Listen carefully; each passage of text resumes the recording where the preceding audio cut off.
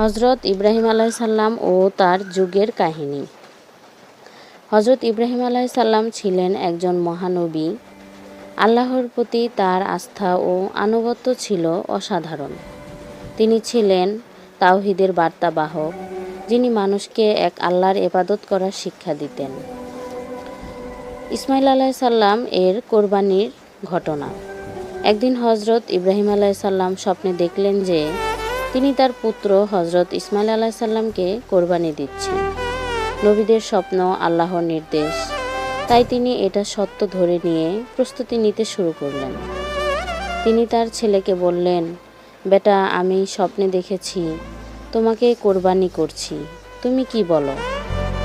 ইসমাইল আলাইসাল্লাম বললেন, আব্বা, আপনি আল্লাহর আদেশ পালন করুন, ইনশাআল্লাহ আপনি আমাকে ধৈর্যশীল পাবেন। দুজনই আল্লাহর আদেশ মানতে প্রস্তুত হয়ে গেলেন। কিন্তু যখন ইব্রাহিম আলাইসাল্লাম ইসমাইল আলাইসাল্লামকে কোরবানি করতে যাচ্ছিলেন, তখন আল্লাহ তাআলা তা থামিয়ে দিলেন এবং বললেন, তোমরা পরীক্ষা উত্তীর্ণ হয়েছ। এরপর আল্লাহ তাআলা জান্নাত থেকে একটি দুম্বা পাঠালেন এবং সেটিকে কোরবানি করতে নির্দেশ দিলেন। এই ঘটনা থেকে আমরা শিক্ষা নিতে পারি, আল্লাহর আদেশ মানতে প্রস্তুত থাকা উচিত। ত্যাগ ও আত্মসমর্পণের চরম উদাহরণ ইব্রাহিম আলাইসাল্লাম ও ইসমাইল আলাইসাল্লামের কাহিনী।